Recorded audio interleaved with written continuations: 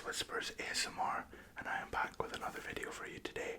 And today I thought I would read from one of my favourite vegan cookbooks. This is Hungry Soul by Jacques Brennan. I actually met Jacques at a vegan fair that I attended, and he was at a stall selling this book. At the time, I didn't have a lot of money, but I got the book, and it saved me so much money in the long term because it showed me so many good recipes to make for a very good price. And the reason that I kind of like this book is because it has very simple recipes, and they're very quick and they're very easy. And one of the highlights for me is it doesn't have those, like, 5 or 6 little ingredients, the ones that you'll buy and use once in the year, or you'll use them once and then they'll just go out of date. It didn't have any of that. It's all just really easy, hearty, vegan recipes. So I wanted to read out some of my favourites for you today, and maybe you can try them. I will put the list of ingredients on the screen as we go. And you can see here, it's got illustrations, which, if I remember correctly, they are done by Jacques' daughter, I believe. So it's kind of like a family affair, which I think is quite nice and personal. So, without further ado, we're going to get into reading some of my favourite recipes. So we'll start off with the spicy kidney bean soup. I was amazed by how quick and easy this was when I first read or found out how to make it. And yeah, I'll tell you how Jacques does it, and then I'll tell you some little spins that I sometimes put on it. So you will need 1 red onion, 1 celery stick, 2 cloves of garlic, 400 grams tinned tomatoes, and 400 grams of kidney beans. And then for the seasoning, half a teaspoon of chili powder, half a teaspoon of ground coriander, half a teaspoon of ground cumin, half a cup of chopped fresh coriander, 2 cups of water, and sea salt and black pepper. Soften the onion and celery and the garlic in a drop of vegetable oil. Do it in a big pot, by the way. Add the spices, chili, coriander, cumin, and stir well. After a minute, add the tomatoes, the kidney beans, and the water. Bring to the boil and then simmer for 15 minutes. I do lid on, by the way. Allow it to cool for a few minutes, then blend it well. It will become velvety smooth, and that is true, it does become velvety smooth. I would recommend the hand blender. I got one for my birthday in May, or was it last Christmas? I can't really remember, but that has been an absolute godsend for making soup. So that's very easy. Sometimes I don't really buy a lot of celery because I feel that if I wanted to use up a lot of celery, I would just be making non-stop spicy kidney bean soup. So I sometimes use red pepper, actually. I buy a lot of red pepper. So sometimes I use that as a substitute for celery. I think it works just as good. And the spices I put in slightly differ. I put in some garlic granules as well as garlic cloves. Chili powder, ground cumin, yes. I also put chili flakes in there as well. And it's really hearty, and if you use those measurements, that should make you roughly 3 to 4 bowls of kidney bean soup. Next up, we have a red lentil dal. One of my favourites. You get so much out of this. You'll be having red lentil dal for days if you make this recipe. It's great. So, I'll read through the ingredients that you need. You need 1.5 cups of red lentils rinsed, 1 onion, 2 cloves of garlic, 1 big carrot, 1 red chilli, a thumb's length of fresh ginger, and 1 large tomato. And then for the seasoning, you can use a teaspoon of cumin seeds, half a cup of chopped coriander, vegetable oil, water, and sea salt. So these are the instructions that Jacques has written down. Rinse the lentils first, then add to 3 times as much water as lentils. Now I'm going to stop straight away. I would eyeball it. The more you make this dish, the more judgment you have on how much water you need to cook lentils in. I don't know if any of you out there are culinary wizards or frequent the culinary world, but I found that 3 times as much water as red lentils sometimes is way too much water. So I think experiment with it, keep track of how much water you're adding, and then eventually you'll get the right measurement. So once you've got the lentils in the water, you bring to the boil and simmer until the lentils are soft, which should take about 20 minutes, and you do that without a lid. At the 10-minute mark, you add the chopped carrot and ginger. And while the lentils are cooking, this is the favourite part, you put a little oil in a separate pan and fry the cumin seeds, onion, the chili pepper and the garlic. So you fry that up, soften it up, and then you add the tomato and fry so it's all melted together. Now, what I do with the tomato, and this is a controversial opinion, but I think the middle of the tomato is gross. It grosses me out so much. So what I do is scoop out the middle with a teaspoon or a tablespoon or whatever you want, and then when you chop the kind of outside flesh of the tomato, it goes into like an almost pasty, like puree, which just like when you mix it with the onions and the garlic, it tastes unbelievable. So yeah, no middle of the tomato for me, unfortunately, but you might be different. So then you add all of that to the cooked lentils and let it simmer for 10 to 15 minutes.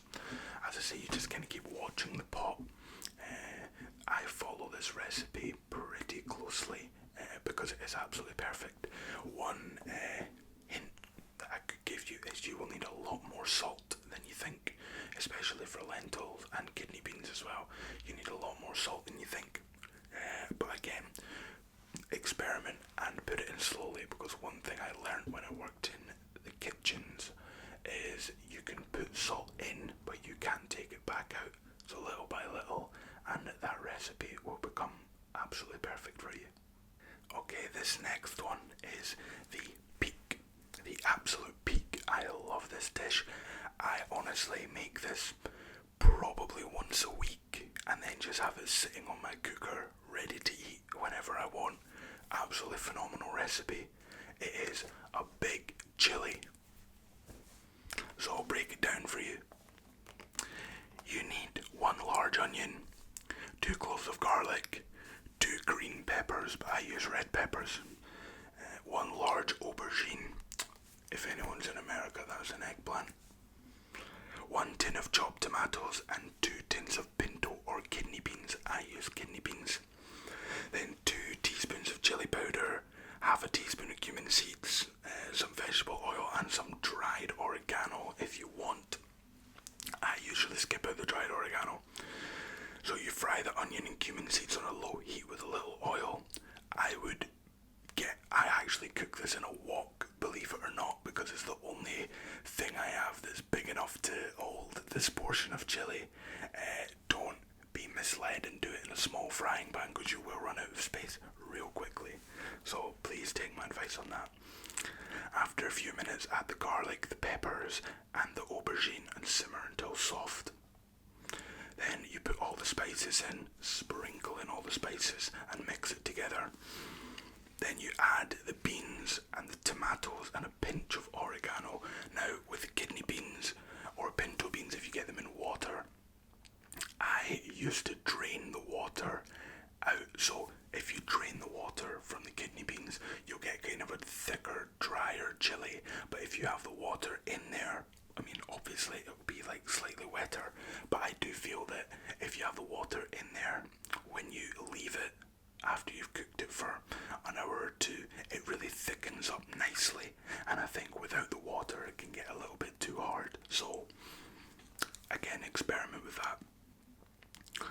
And then you basically let that cook slowly for 20 to 25 minutes. I sometimes let it cook for 30 minutes to really pull all the flavours out.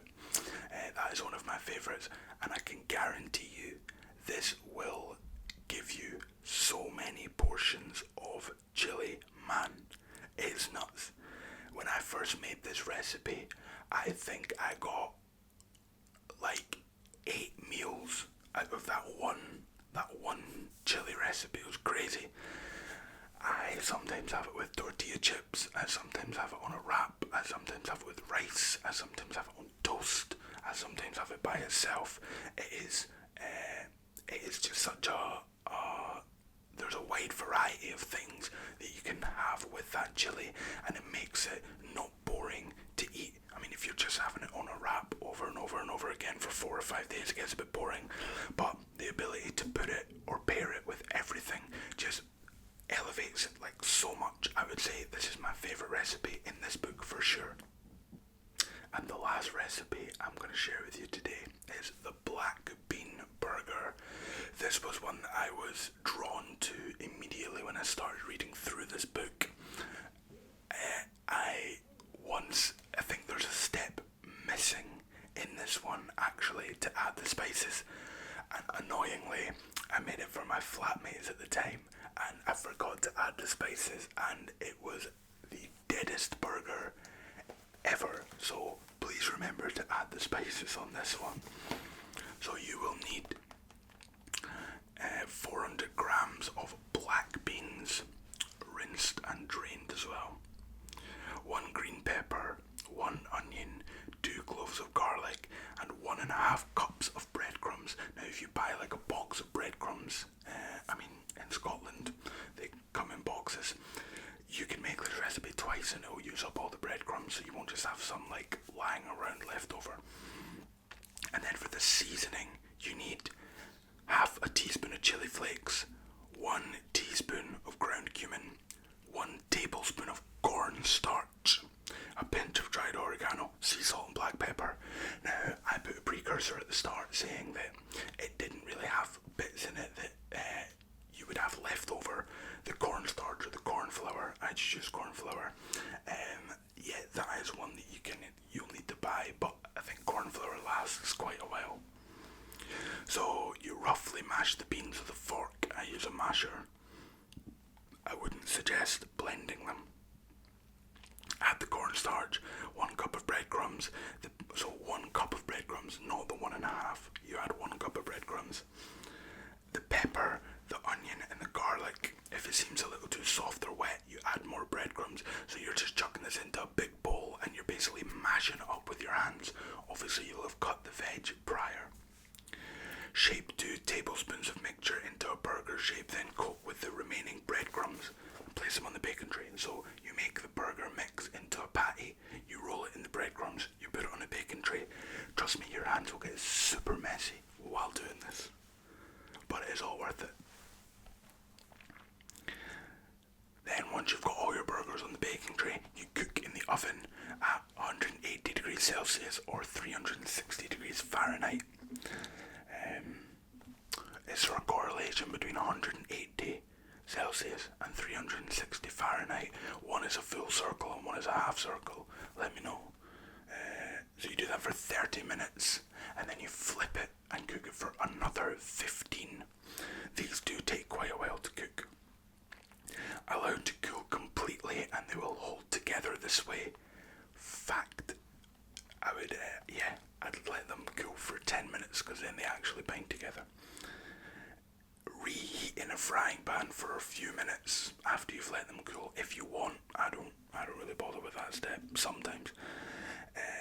And at the end here it says stuff into a good bread roll with spicy tomato sauce, lettuce, a little hummus, tomato slices, sweet onion, slivers, dill pickle rounds, anything you might think of that seems good. So basically make your own burger essentially, and whatever you prefer. This one was my favourite for a while, but then I discovered the chili. I would say the chili is much easier, but if you're having people over for dinner, the black bean burger is definitely a good way to go, because it's an event and people, let's say you've got 6 people coming around, you can make 6 burgers, or if you've got 6 me's coming around, you can make 12 burgers, because I never only have one of those burgers. They're so tasty. So that is Hungry Soul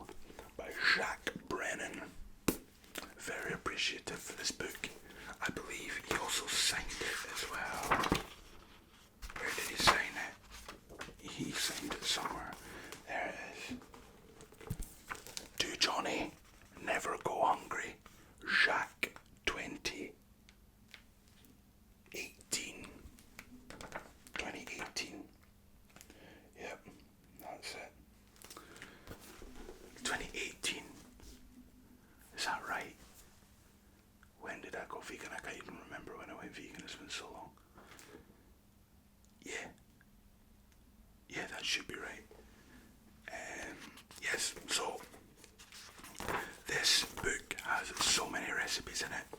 It has like the rules of cooking and a little like precursor, and then it goes through soup, salad, sandwich, pasta, stir fry, soul food, pizza, main course, sauce, side courses, sweet things, and then it tells you different ways you can use potatoes, pasta, rice, beans, veg, bread, pastry, pancakes, and then it's got meals as well, and it's got even got sections of like setting the table, serving it, dictionary of food, times and temperatures, conversion tables, knife sharpening. It is a really all-encompassing book. I will actually put a link in the description of where to get this book, and I hope that you are going to try some of these recipes. If you do, please leave a comment and tell me how you got on. I would love to hear your thoughts. And in the interest of a quick outro, I wish you